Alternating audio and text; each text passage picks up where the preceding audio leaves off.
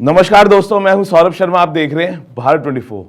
जो शख्सियत आज मेरे साथ मौजूद है, मोटिवेशनल स्पीकर भी हैं, मेंटोर भी हैं युवाओं के, और इन्होंने अपनी सोच से युवाओं को एक नई दिशा भी दी है। सबसे पहले सिमरजीत जी, बहुत बहुत स्वागत है आपका भारत 24 में। नमस्कार, थैंक यू सर, इंटरव्यू शुरू होने से पहले आपकी शख्सियत पे कुछ लाइनें लिखी, उम्मीद करता हूँ आपको पसंद आएगी। हर ठोकर को सीढ़ी बनाना सिखा गया, जो डर था दिल में उसे भी जला गया, सपनों को हकीकत में डालने का जुनून, वो आवाज़ सिमरजीत जैसी जो हौसला जगा गया। क्या बात है, क्या सर, बात है। एक बार फिर स्वागत है भारत 24 में। और थैंक यू सो मच। और आवाज़ आपकी भी बहुत अच्छी है। सर, सबसे पहले सवाल आपसे ये जानना चाहूँगा, अभी तक कितने युवाओं को आप मोटिवेट कर पाए हैं अपनी सोच से, एक नई दिशा दे पाए नए युवाओं को? तो सौरभ जी, ऐसे है कि युवाओं की जो अगर हम काउंटिंग करें तो कोई स्पेसिफिक नंबर नहीं है। हालांकि जो आंकड़े बताते हैं यूट्यूब चैनल के, जहाँ तक हम बात करें तो 80 मिलियन प्लस जो व्यूज़ हो चुके हैं अलग अलग वीडियोस के, और जो व्हाट्सएप पे वीडियोस वायरल जाते हैं वो तो उनके काउंट ही नहीं होते। और एक और कैटेगरी है, ना सिर्फ युवाओं में, सीनियर सिटीजन्स में भी हमारे काफ़ी वीडियोज़ पॉपुलर हुए थे, और जगह जगह पर उनसे भी मिलना हुआ कि वो जीने की असली उम्र 60 है, बुढ़ापे के बाद ही असली ठाठ है। कुछ ऐसे वीडियोस थे जो वो भी वायरल हुए। और कंपनीज की अगर हम बात करें तो 400 plus organisations in this country, Shimla से लेकर संबलपुर तक, अहमदाबाद से लेकर कोलकाता तक, पिछले 18 साल मैं और मेरे बैग जो मेरे साथी हैं, हम भारत का पूरा दर्शन करते रहे। सभी हर तरीके की संस्थाओं के साथ, चाहे वो स्मॉल एंड मीडियम एंटरप्राइजेस हैं, लार्ज कंपनीज हैं, PSUs हैं या यूनिवर्सिटीज़ हैं, इनके साथ पिछले 18 साल में मेरा काम करने का सौभाग्य हुआ। और इसी से जितना मैंने सिखाया है, इसी यात्रा से मैंने उतना सीखा भी है। सर, एक चीज़ और मैं सर के बारे में आपको बताना चाहूँगा। जो इंडियन स्पीकर ब्यूरो है, 2021 से लेकर 25 तक आप you have achieved very good position, और मैं चाहूँगा कि वो आप खुद बताएं, क्योंकि एक अचीवमेंट है जो मुझे लगता है कि अपने आप में, एक कहते हैं ना 56 इंच की जो छाती है, जो हमारे मोदी जी कहते हैं, वो हो जाती है परिवार की और उन सब की, जो आपको इंस्पायर करते हैं, आपसे प्रेरित होते हैं सर। डेफिनेटली जब कोई ऐसी लिस्टिंग आती है या आपको कोई भी ऐसा कुछ भी अवार्ड मिलता है, तो आप महसूस करते हैं कि आपकी मेहनत कामयाब हो रही है। सो 2021 से लेकर 25 तक इंडियन स्पीकर ब्यूरो जो बुकिंग्स करते हैं स्पीकर्स की फॉर कॉर्पोरेट इवेंट्स, उन्होंने हमें अपनी टॉप 10 लिस्ट में शामिल किया, टॉप 3 में रखा। तो मैं इसके लिए बहुत आभारी हूँ। और साथ ही साथ में ये भी कोशिश है और ये भी आशा है कि इसको, ये जो पोजीशन दी है इन्होंने, इसको हम बखूब निभा सकें आने वाले समय में भी, ताकि जिस भी स्टेज में जब भी माइक हाथ में मिलता है, मेरी कोशिश यही रहती है कि ना जाने ऑडियंस में कैसा कौन बैठा हुआ, कौन सा शख्स, कौन सी बात उसके दिल को छू जाने वाली है और उसकी ज़िंदगी तब्दील हो जाने वाली है। सो जब भी उस माइक को पकड़ें, उसमें स्टेज पर जाऊं, तो यही ऊपर वाले से अरदास रहती है, दुआ रहती है कि हम अपना बेस्ट दे सकें। सर, मैं इनोवेशंस की बात करूंगा, मैं लीडरशिप की बात करूंगा, मैं कॉर्पोरेट की बात करूंगा, लेकिन उससे पहले when I was searching your social media, I saw your pictures with Anurag भाई ऑल्सो, जो आपके शहर के, जो अपने शिमला से हैं, हिमाचल से हैं। कभी बात हुई कि कैसे leadership, because we have seen him leading so many things before and we are seeing him, leadership की बातें होती है, कैसे हम अपने युवाओं को, क्योंकि जो हमारा फ्यूचर है देश का, उसको किस तरीके से हम आगे ले जाएं, किस दिशा में आगे ले जाएं, क्योंकि आपकी पिक्चर बहुत मुस्कुराते हुए मैंने उनके साथ देखी। जी, he is a very inspiring personality, very young dynamic leader. हम अनुराग ठाकुर जी की बात कर रहे हैं, जो हिमाचल प्रदेश से हैं, और जलंधर का भी बड़ा खास कनेक्शन है उनका, क्योंकि जलंधर में पढ़े वो, और जलंधर मेरा होम टाउन है, वहाँ पढ़े भी। ही is A Avid sports person, sports में। और बड़ी जो दिलचस्प चीज़, कहते हैं लीडरशिप कई बार बोल के या बातचीत में नहीं सिखाई जाती, सिर्फ एक्शन से होती है। और अनुराग ठाकुर जी फ्लाइट में अपनी फाइल्स निकालकर, पूरे बिजी थे, और जो 2 घंटे की फ्लाइट में all the time he was working, 1 minute भी उन्होंने ज़ाया नहीं किया। ये देखकर, ऑब्जर्व करना ही इसी में से लीडरशिप सीख थी। बाकी ही is a very inspiring charismatic personality. Simarjeet Singh, sir, क्या लीडरशिप सीखी जा सकती है या बाय बॉर्न होती है? सो इसमें काफ़ी रिसर्च हुई, और लीडरशिप एक ऐसा सब्जेक्ट है जिसके ऊपर हज़ारों किताबें छपती हैं, हर साल नए थीम्स आते हैं। सो मेरा मानना है कुछ एलिमेंट्स आप में इनबॉर्न होते हैं सौरभ, कुछ चीज़ें आप इनबॉर्न लेकर आते हैं। जैसे अक्सर मुझे लोग पूछते हैं, सर आपकी आवाज़ हमेशा से ऐसी थी या हुई? उनका कॉम्बिनेशन ऑफ बोथ शायद थी, पर पहले मुझे एहसास नहीं हुआ। और जब मैंने इस आवाज़ को यूज़ करना शुरू किया, किसी स्टूडियो में गया और रिकॉर्डिंग की, तो मैंने कहा यार ये तो बंदे की आवाज़ बड़ी अच्छी है, और वो मेरी आवाज़ थी। तो वो एहसास नहीं हो पाया। सो काफ़ी कुछ जो प्राचीन भारत के जो एक टीचर थे पतंजलि, उन्होंने लिखा कि आपके अंदर कितना कुछ छुपा हुआ है और परिस्थितियों से जब आप मुकाबला करते हैं तभी वो उभर कर सामने आता है। Correct. You have so much inside you, Correct. But it's only when you accept challenges. जब आप किसी चैलेंज को एक्सेप्ट करते हैं आप रियलाइज करेंगे मेरे में ये भी क्षमता थी, मेरे में उस समय ये कहने की क्षमता भी थी। सो वो अंदर का लीडर हर शख्स के अंदर है, पर छुपा हुआ है। और पता है किसने छुपाया है? हमारे सोशल कंडीशनिंग ने, कि चुप करो, काम करो, सवाल मत पूछो। स्कूल में किस बच्चे को अच्छा स्टूडेंट माना जाता है? जो सवाल ना पूछे। जो बच्चा सौरभ ज्यादा सवाल पूछता है उसे हम टीचर्स कहते हैं अरे प्रॉब्लम चाइल्ड है, ये बहुत सवाल पूछता है।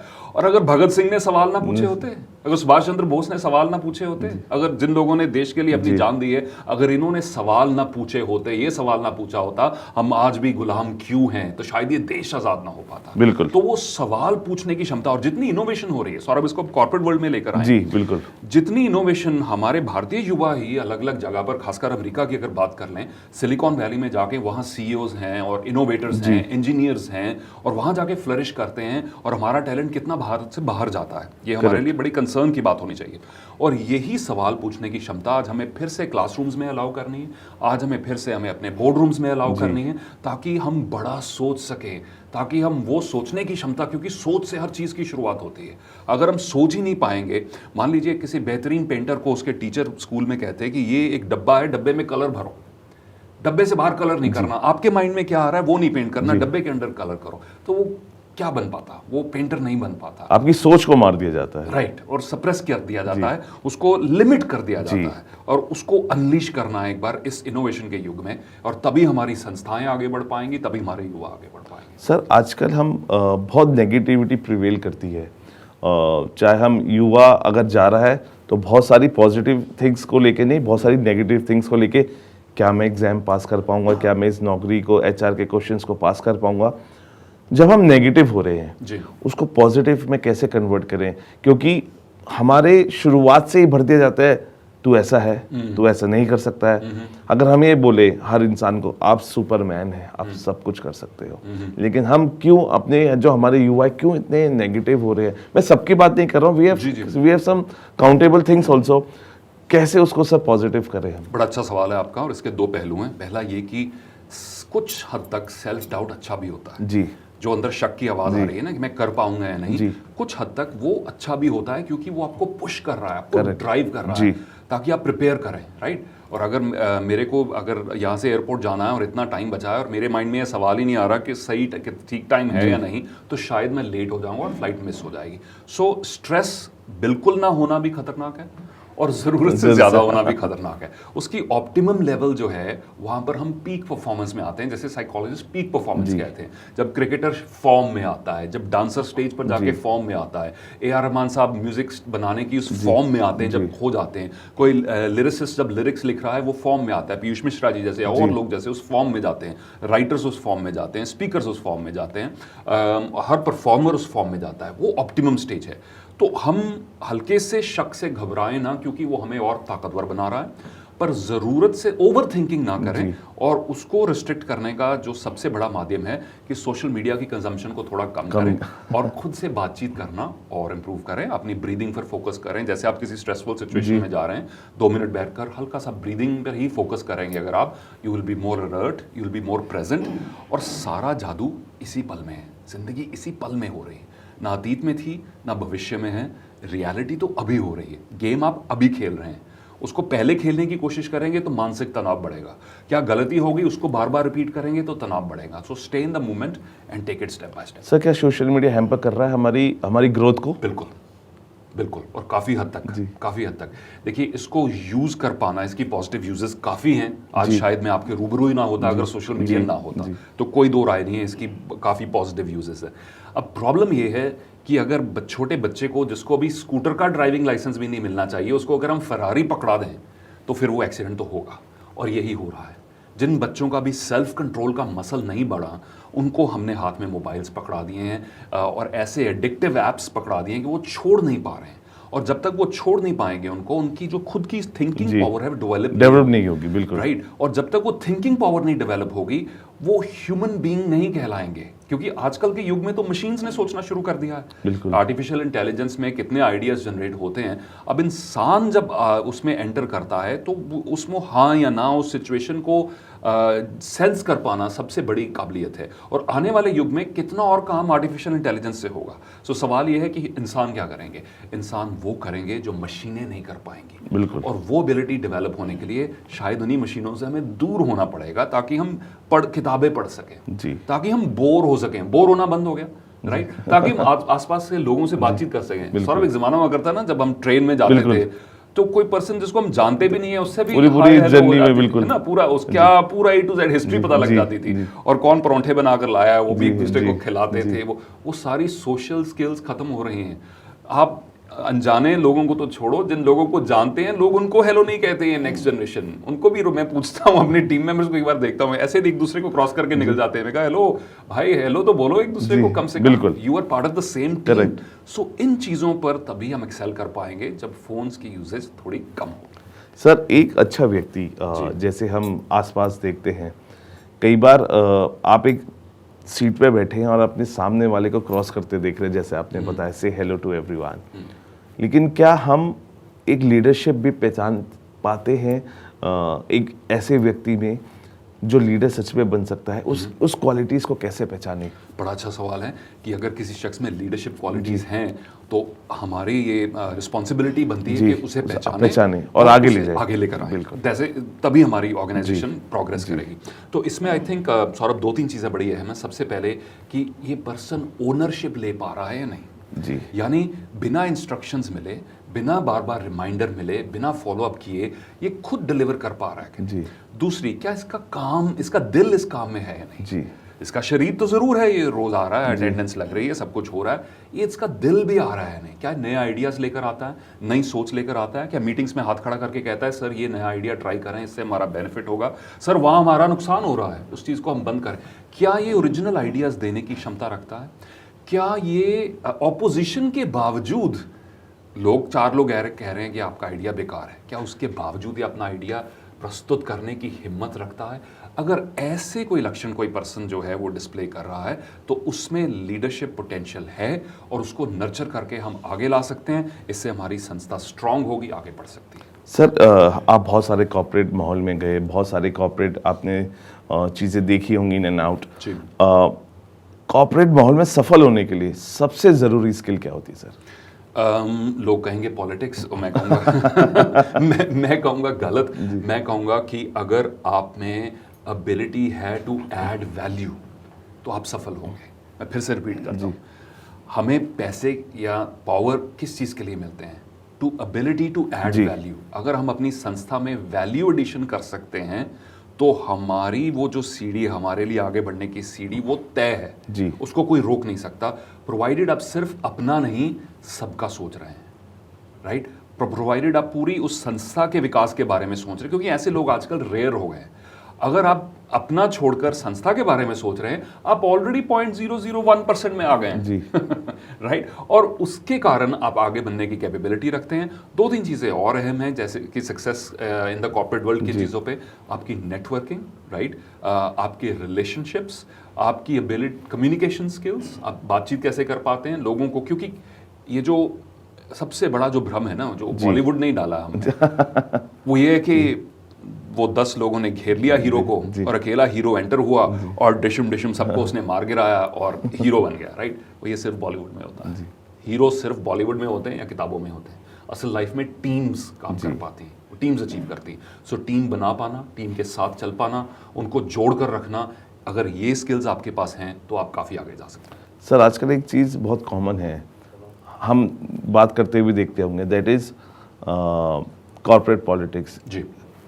उस पॉलिटिक्स को कैसे हम पॉजिटिव चीज़ में कन्वर्ट कर सकते हैं? क्योंकि आपने देखा होगा, लोग आते भी होंगे, शेयर करते होंगे, यार बहुत पॉलिटिक्स है, मैं आगे नहीं बढ़ पा रहा हूँ पॉलिटिक्स की वजह से, ये है, बहुत सारी चीज़ें आदमी स्ट्रांग है लेकिन वो स्ट्रांग बन नहीं पा रहा है, उस पॉलिटिक्स को कैसे हैंडल किया जा सकता है? जी, great question and I am sure सभी व्यूअर्स इससे रिलेट कर पाएंगे। पॉलिटिक्स या माइंड गेम्स अगर पसंद नहीं है तो कृपया अकेले काम करें, एक ऐसी ऑर्गेनाइजेशन बनाएं जिसमें सिर्फ आप अकेले हों, और वो बन नहीं पाएगी। सो जहाँ एक से ज़्यादा लोग जुड़ गए वहाँ कुछ ना कुछ mind games, power struggle, politics वो होनी शुरू हो जाएगी। क्यों? ह्यूमन नेचर है, आप आगे बढ़ना चाहते हैं तो दूसरा भी आगे बढ़ना चाहता है, और ज़रूरी नहीं कि जिस रास्ते पर आप चलेंगे दूसरा भी उसी पे चलेगा, राइट? सो पहली बात इसे एक्सेप्ट कर लें, it's part of the game, ये होगा। दूसरी बात ये भी एक्सेप्ट कर लें कि आपके अच्छे किए गए काम को भी लोग उसके बावजूद भी आपको पुल डाउन करने की कोशिश करेंगे, इसलिए आपको थोड़ी थिक स्किन ग्रो करनी है, और सिर्फ ये ध्यान रखना है कि जो मैं कर रहा हूँ मेरे लिए, संस्था के लिए और टीम के लिए अगर सही है तो खुद पर विश्वास रखें और उसे कंप्लीट करें, क्योंकि फिर उसका जो रिजल्ट आएगा ना, फिर लोगों के मुंह अपने आप बंद होंगे। और हाँ, टांग खींचने के लिए आपके लोग हमेशा वहाँ तैयार रहेंगे। शायद वो लोग टेस्ट कर रहे हैं कि आप कितने स्ट्रांग हैं, और शायद ऊपर वाला टेस्ट कर रहा है कि आप में कितनी स्ट्रेंथ है या क्षमता है आगे बढ़ने की। सर एक और क्वेश्चन मेरे सामने आया जब मैंने कहा मैं आपसे आपका इंटरव्यू करूंगा। लोगों ने कहा कि ये ज़रूर पूछेगा कि हम रोज़ आते हैं, एक ही काम करते हैं और चले जाते हैं, कई साल से एक ही रूटीन हो रहा है, अपने आप को बर्नआउट फील कर रहे हैं, उस चीज़ से कैसे डील करें? उस चीज़ से इस डील करने का सबसे बेहतर तरीका है, सबसे पहले अपनी फिटनेस का ध्यान जरूर रखें, दूसरा अपनी लर्निंग का ध्यान जरूर रखें कि आप अपने माइंड को स्ट्रेच कर रहे हो या नहीं, ठीक है? और वो सिर्फ ये नहीं कि जॉब पर माइंड बहुत स्ट्रेच कर रहा है, आप अपने माइंड को खुद अपने फ्री टाइम में स्ट्रेच कर रहे हो या नहीं, कुछ पढ़ रहे हो, अच्छा कुछ लिख रहे हो, कुछ कोर्स में आपने एनरोल किया है, सो माइंड की स्ट्रेचिंग हो रही है या नहीं। दूसरा, बॉडी की स्ट्रेचिंग हो रही है या नहीं, कि आप कुछ एक्सरसाइज कर रहे हो, डेली वॉक कर रहे हो, कोई स्पोर्ट्स में खेल रहे हो, कुछ और। तीसरा, सोशल आपकी लाइफ है या नहीं, काम के बाहर सोशल लाइफ होनी बहुत जरूरी है। चौथा, क्या आप सोसाइटी को वापस कुछ दे रहे हो नहीं, किसी संस्था के साथ जुड़े हो, कुछ सेवा कर रहे हो, कुछ ऐसा कर रहे हो। इससे होलसम डेवलपमेंट होती है। इंसान सिर्फ काम के लिए नहीं बना है, काम एक बड़ा इंपॉर्टेंट पहलू है हमारे जीवन का, पर सिर्फ अकेला वही पहलू नहीं, और भी हैं। और जब हम बाकी जो एरियाज को फीड नहीं करते हैं, उनको उनकी डाइट नहीं देते हैं, मन को उसकी डाइट चाहिए, बॉडी को उसकी डाइट चाहिए, हमारे सोशल नेटवर्क्स को उनकी डाइट चाहिए, हमारी स्पिरिचुअल लाइफ को उसकी डाइट चाहिए। सो जब ये होलसम होगा तो हम वो जो 8, 9, 10, 12 जितने घंटे भी काम पर आ रहे हैं, हम पॉजिटिव एनर्जी लेकर आएंगे। हाँ, जहाँ तक रहा कि काम बोरिंग हो गया है, इसमें शायद हम भी कहीं कसूरवार हैं, हम भी फ्रेश एनर्जी लेकर आ सकते हैं, शायद हमारी भी जिम्मेवारी है, सिर्फ संस्था की या बॉस की जिम्मेवारी नहीं है, क्योंकि ये जरूर ध्यान में रखें। और सौरभ, इसीलिए मैं 18 साल हो गए हैं आज तक चल रहा हूँ इस रास्ते पर, क्योंकि मैं मानता हूँ जब संस्थाएं इंप्रूव करती हैं तो इकोनॉमी इंप्रूव करती है। जी बिल्कुल। इकोनॉमी इंप्रूव करती है तो देश मजबूत होता है, देश मजबूत होता है तो दुनिया के लिए मिसाल बनता है। और काम हम सब की लाइफ का 70-80% हिस्सा है। अगर हम नींद के जो घंटे हैं वो माइनस कर दें तो जितना टाइम बचा उसमें हम काम कर रहे हैं, बिल्कुल, या खुद के साथ या किसी और के साथ जुड़े। और अगर आप उसको बोझ समझ के कर रहे हैं, नेगेटिविटी में कम कर रहे हैं, तो दूसरों का तो नुकसान होगा, ये तो जाहिर है, पर आपकी हेल्थ पर क्या गुजरेगी ये भी जरूर ध्यान पे रखें। सो काम को अच्छे ढंग से करें ताकि आप भी इंजॉय करें, यार जो करना ही है उससे जिंदगी आगे बढ़नी है तो क्यों ना एंजॉय करते हुए करें। लेकिन सर आज की जनरेशन ना बहुत फास्ट है, उसको हर चीज़ जल्दी चाहिए, उसको 12th के बाद पास होते के बाद ही BMW चाहिए, उसको आईफोन चाहिए। इसमें मोटिवेशनल स्पीकर्स का भी कसूर है। और लेकिन उसको एक चीज़ और जल्दी चाहिए, सफलता। जी जी। क्या अगर वो ऐसा सोच रहा है क्या वो गलत है? सपने रखना कभी भी गलत नहीं है, और जितना काम हम करने की क्षमता रखते हैं उससे ज़्यादा सोच पाना कभी भी गलत नहीं है, और जितना हम खा सकते हैं उससे ज़्यादा प्लेट में डालना भी गलत नहीं है। ये इंसान की नेचर है, आगे बढ़ना, कुछ एक्स्ट्रा सोचेंगे तो एक्स्ट्रा करेंगे। 50% सोचा लाइफ में तभी 10% कर पाएंगे। हाउएवर, इसमें ये चीज़ ज़रूरी है कि हर चीज़ अपने टाइम पर हो, अपने ढंग पर हो। वो टाइम टेबल हम डिक्टेट नहीं कर सकते सौरभ, करेक्ट, राइट? वो हम ऊपर वाले को ये टाइम टेबल नहीं दे सकते हैं, 23 में मुझे इतना पैसा चाहिए या ये चाहिए। कल ही खबर थी न्यूज़पेपर में कि $500 मिलियन का किसी इन्वेस्टर ने एग्जिट लिया, यानी अपना शेयर बेचकर, अपना स्टार्टअप बेचकर अब वो $500 मिलियन पर बैठा हुआ है, और उसने लिखा, यार मैं बोर ऑलरेडी हो चुका हूँ, कितनी गोल्फ खेल लूंगा, अब मेरे को अगला चैलेंज चाहिए। सो इंसान की नेचर है चैलेंजेस ढूंढना, और अपने समय पर आएँ तो आप उन्हें और अच्छे से एंजॉय कर पाएंगे। आपका सवाल ये नहीं होना चाहिए मुझे BMW कब मिलेगी, बड़ा घर कब मिलेगा, प्रमोशन कब मिलेगी। आपका ये सवाल होना चाहिए मैं और बेटर इंसान कब बनूंगा, मैं बेटर कंट्रीब्यूशन, मेरी पर्सनालिटी कब इंप्रूव होगी, मेरी कम्युनिकेशन स्किल्स कब इंप्रूव होंगी, मेरी लीडरशिप नेटवर्किंग कब इंप्रूव होगी। जब वो इंप्रूव हो गई तो ये गारंटीड है कि आपका बाकी भी जो अर्थव्यवस्था है, जो इकोनॉमिक्स कंडीशन है, वो भी इंप्रूव होगी। तो सर आपका इसी चीज़ को देखते अगला सवाल ही है, पैशन ज़रूरी है डिसिप्लिन? पैशन या डिसिप्लिन दोनों की अपनी अपनी जगह है। जी। बड़ा अच्छा सवाल है। जी। पैशन और डिसिप्लिन दोनों की अपनी जगह है। पैशन शायद 1 जनवरी को लोग दिखाते हैं जब सब लोग जिम की मेंबरशिप ले लेते हैं और कहते हैं कि अब आज से सारा वेट लॉस, सारी बॉडी एक ही दिन में बना देनी है। और डिसिप्लिन शायद वो चीज़ है जो मार्च के महीने में शुरू होती है कि 2 महीने बाद जब पैशन थोड़ा कम हो जाता है कि अब अभी मैं जिम में जा रहा हूँ या नहीं जा रहा हूँ। सो passion can get you started, discipline will help you continue. दोनों की अपनी जगह है। आई थिंक सरदार पटेल ने लिखा था कि उतावले उत्साह वाले के से ज़्यादा बड़ा परिणाम रखने की इच्छा ना करें। यानी उतावला उत्साह है जो, जैसे पैशन हिंदी में, तो उससे ज़्यादा बड़ा परिणाम जो आना उसकी इच्छा ना रखें। इसलिए कि शायद अगर अकेला उतावला उत्साह ही है और साथ में डिसिप्लिन नहीं है, सिस्टम्स नहीं है, प्रोसीजर नहीं है, प्लान नहीं है, तो शायद वो पानी एक बार उबला है पर वो स्टीम नहीं बनेगी, और जब तक स्टीम नहीं बनेगी तो इंजन नहीं चलेगा। सर आपने क्योंकि बहुत बड़ी बड़ी कंपनीज को सर्व किया एज ए स्पीकर जी, क्योंकि हमने बहुत बड़ी कंपनीज भी देखी है, बहुत स्टूडेंट्स हैं या एम्प्लॉयज़ हम कहें, लेकिन जो एम्प्लॉयज़ के ऊपर जो एक बैठे हैं, जो उनके सीनियर्स हम कहते हैं, सीईओज कहते हैं, आपको कई बार लगता है कि अगर कबीले का सरदार सही लीडर नहीं है तो कबीला बेकार है? बिल्कुल बिल्कुल। इसीलिए वो अक्सर कहते हैं लीडरशिप थिंकर्स में, आई थिंक ये सबसे बड़ा कंसर्न आप देखते हैं बड़े बड़े कॉर्पोरेट्स में रहता है, पर हम इसके बारे में ओपनली बात नहीं कर सकते। हम कबीले में जाके नहीं कह सकते आपका सरदार सरदार नहीं है, राइट। देखिए, सो यस, लीडरशिप वो बॉटल, अगर बॉटल के देखें ना तो बॉटल नेक कहते हैं, bottle neck is usually at the top of the bottle. तो बॉटल नीचे से बड़ी होती है, ऊपर आकर वो बॉटल नेक बन जाती है। जी, तो इसीलिए, और ऊपर लोनली भी होता है। एट द टॉप पोजीशंस उनकी ज्यादा कंपनी नहीं होती, फीडबैक नहीं मिल पाता, तो कई बार चाहते हुए भी कबीले का सरदार दूसरों की बात नहीं सुन सकता कि लोग क्या कह रहे हैं। तो इसीलिए अच्छा है कभी कभार उस ऑफिस को छोड़कर बाहर आएं, लोगों से बातचीत करें, सुने क्या माहौल है, माहौल को सुने, महसूस करें, लोगों का फीडबैक लें। आई थिंक ये एक वेस्टर्न थिंकर की कहावत है, कैन ब्लांचर्ड ने कहा था कि feedback is the breakfast of champions. I repeat, feedback is the breakfast of champions, कि चैंपियंस का नाश्ता फीडबैक होता है जी। पर शायद जैसे हम कामयाबी की सीढ़ी ऊपर चढ़ते हैं और बड़े तगमे मिलते हैं, बड़ी पोजीशंस मिलती हैं, हम फीडबैक को सुनना और ऑब्जॉर्व करना बंद कर देते हैं। तो उर्दू में किसी शायर ने बाखूब लिखा है कि तुझसे पहले भी जो शख्स इस तख्त पर ताजो नशीं था, तुझसे पहले भी जो शख्स इस तख्त पर ताजो नशीं था, उसको भी अपना खुदा होने का इतना ही यकीन था, उसको भी अपना खुदा होने का इतना ही यकीन था। तो ये वहम, ये भ्रम ना माइंड में आ जाए कि अब मैं ऑल इन ऑल हूँ, और उससे फिर आप गलत रास्ते पे जाना शुरू होंगे। इसीलिए लीडर्स को मैं हमेशा यही मैसेज देता हूँ, continue to learn, continue to listen, continue to self improve, और कोर्स करेक्शन करना। यानी कि पायलट है, जब प्लेन जा रहा है तो अगर उससे लगे कि प्लेन सही डायरेक्शन में नहीं है तो वो उसको फटाफट से कोर्स करेक्ट करता है, नहीं तो उसको पता है वो दिल्ली में नहीं कहीं और जाके लैंड होगा। तो ये ज़रूरी है। सर हमने भी मोदी जी का विजन देखा, विजन ऑफ न्यू इंडिया जी, और हमने बहुत सारी इंडस्ट्रीज़ भी देखी जो अभी स्टार्ट भी हुई हैं, स्टार्टअप इंडस्ट्रीज़ की हम बात कर रहे हैं।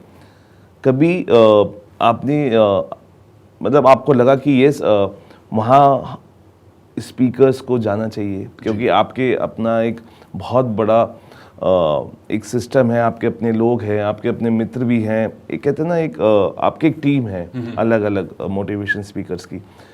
मोदी जी के विजन ऑफ न्यू इंडिया को हम आपका भी बहुत बड़ा हाथ इसलिए होता है क्योंकि आप युवाओं को एक नई दिशा दे रहे हैं, उनको पॉजिटिव कन्वर्ट कर रहे हैं। स्मॉल कॉटेज इंडस्ट्रीज जो हम देख रहे हैं, उनकी सोच को डेवलप करने के लिए क्या आपने आपका कोई अभी एक प्लान है या आपने बनाया है, या आपको लग रहा है कि ये यहाँ अगर पॉट्स बन रहे हैं मिट्टी के, उस मिट्टी की सुगंध आपको खींच रही है, कह रही है कि ये बिल्कुल खींच रही है। 2007 में वही खींचकर वापस लाई। सौरभ, लगभग 10 साल भारत से बाहर रहने के बाद 2007 में मैं वापस आया।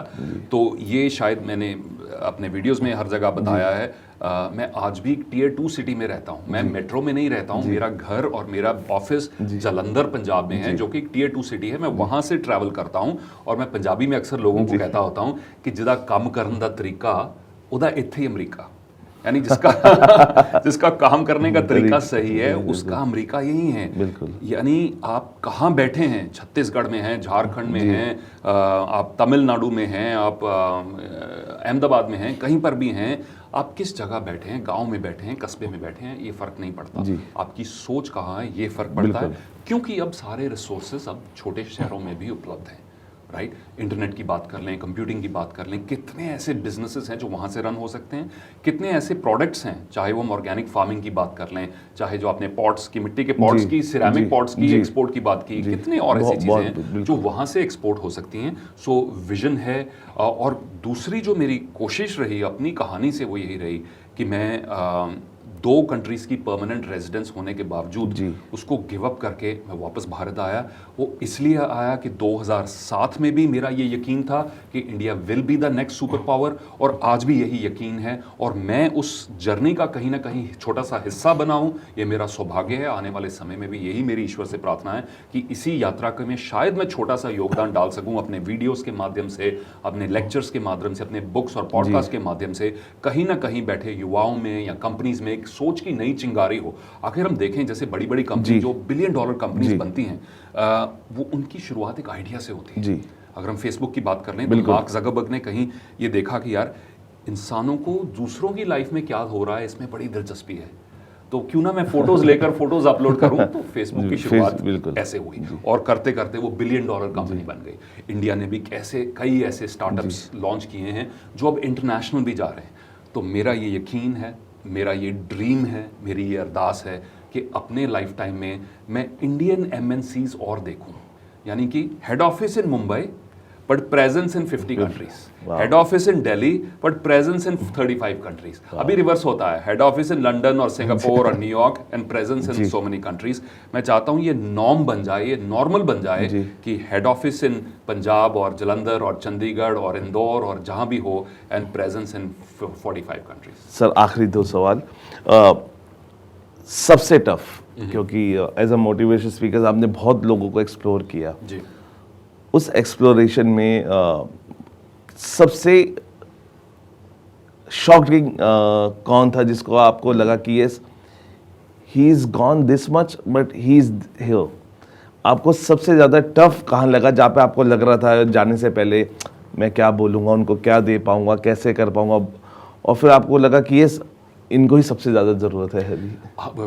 That's a good question. कई बार ऐसे होता है कि हम पहले माइंड में सोच के जाते हैं ये ऑडियंस ऐसे होने वाली है, राइट?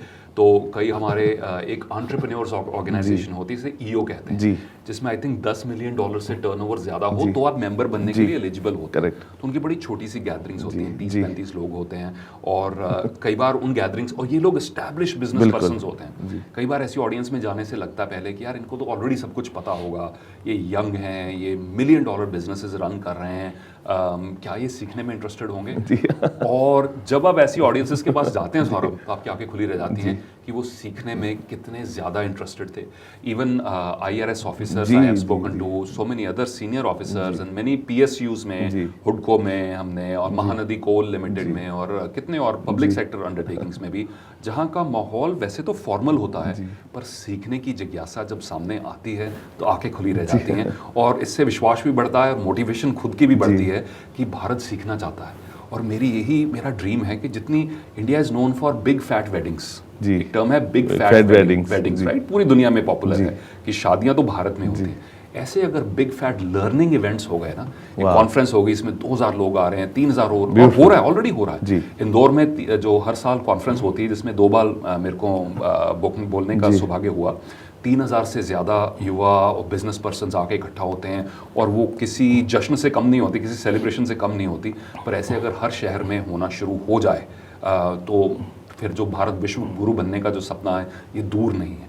पाटीदार सम्मेलन हुआ अहमदाबाद में, जी। जो पटेल कम्युनिटी की, जी बिल्कुल, 4000 लोग जो दुनिया भर से फ्लाई करके वहाँ पहुँचे, वहाँ मुझे लेक्चर देने का मौका मिला और मैंने देखा यार अगर ये पाटीदार कम्युनिटी ऐसे कर सकती है या जैन कम्युनिटी में होता है, उनके ऐसे इवेंट्स होते हैं, अगर और संस्थाएं ऐसा कुछ करें, रोटरीज हैं या लायंस क्लब हैं या स्कूल कॉलेजेस हैं, तो क्योंकि देखिए एजुकेशन सिर्फ क्लासरूम में नहीं, करेक्ट, वहां तक सीमित नहीं रखनी। जब उसके बाद हम सोचेंगे तो नया भारत जो जिसकी हम सबको इंतजार है उस नया भारत का हिस्सा बनने का, आपको और मेरा, कि हमारे जीते जी जरूर हो यार, हम देखकर जरूर जाएं कि वो डेवलप्ड कंट्री डेवलपिंग से डेवलप्ड कंट्री बन पाए, वो सपना जरूर साकार हो सकता है। सर एक ऐसा सवाल जिसे देख के आपको हंसी भी आएगी, मुस्कान भी आएगी और एक चिंता का विषय भी है। अभी हम देख रहे हैं कि इन्फ्लुएंसर एक वर्ड हो गया है, we have seen so many influencers, जी, इम्पैक्ट बहुत कर रहे हैं। We have other side of a coin also, right. लेकिन जो हमारे युवा है वो असली इन्फ्लुएंसर से इन्फ्लुएंस नहीं हो रहे हैं, वो सोशल मीडिया इन्फ्लुएंसर से इतने इन्फ्लुएंस हो रहे हैं कि वो घर पे बातें हो रही हैं, बिल्कुल, वो उनकी बातें कर रहे हैं, वो उनके जैसा बनना चाह रहे हैं। जी, कैसे हम इस इन्फ्लुएंसिंग को, जो गलत तरीके से इन्फ्लुएंस हो रही है सोशल मीडिया पे, उसे रोक पाए? क्योंकि मुझे लगता है कि सिमरजीत सर जैसे जो इन्फ्लुएंसर्स नहीं, मोटिवेशन स्पीकर्स है, वो सच्ची रहा और आगे रहा बता पाते हैं, क्योंकि वो आपको बता रहे हैं, इन्फ्लुएंसर्स अपने को बता रहे हैं। तो उस चीज़ से सर कैसे बचा जाए, क्योंकि एक बहुत बड़ा कंसर्न मैं अभी देख रहा हूँ। बिल्कुल, बहुत बड़ा कंसर्न है और कई बार बच्चे मिसगाइड होते हैं। कई लोगों ने ऐसे कोर्सेज खरीद रखे हैं ऐसे इन्फ्लुएंसर्स के जिनमें कोई वैल्यू नहीं निकली और उन्होंने करोड़ों रुपए बनाए, इन लोगों ने धोखा खाया, काफी कुछ हुआ।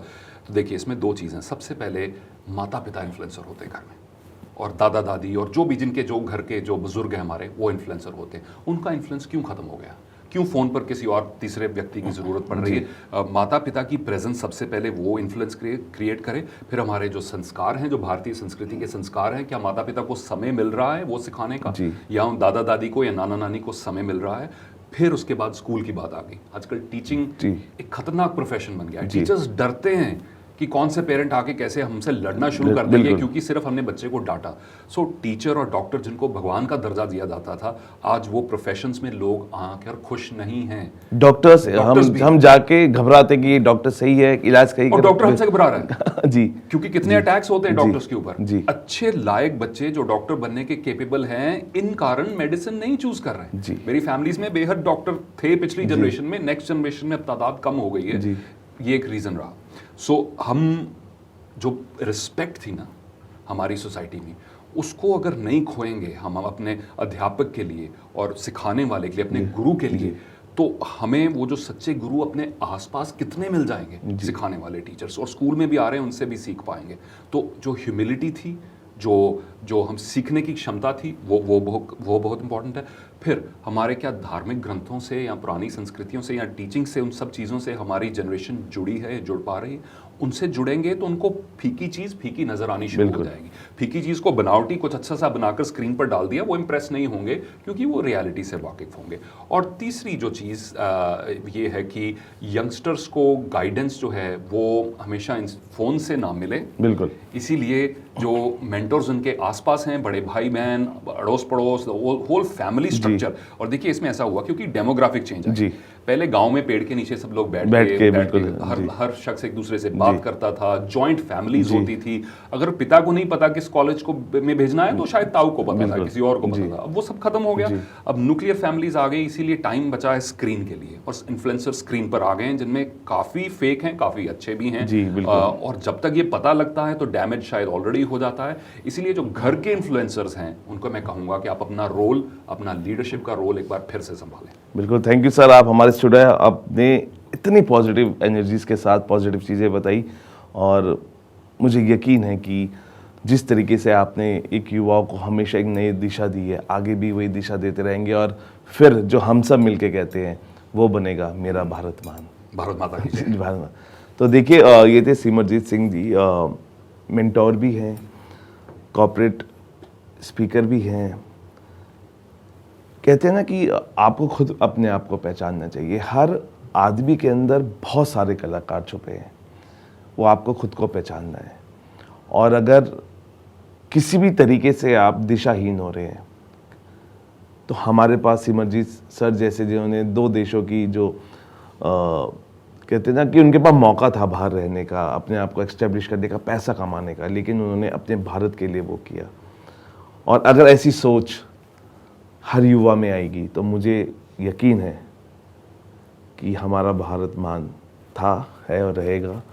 और आपकी उसके अंदर कंट्रीब्यूशन किया है, ये आप खुद समझिए, सोचिए। अगर वो सोच आपके अंदर आ गई तो मुझे लगता है कि वो पॉजिटिव एनर्जीज आप खुद भी ले पाएंगे और दूसरों को भी दे पाएंगे। फिलहाल अभी के लिए इतना ही, आप बने रहिए भारत 24 के साथ।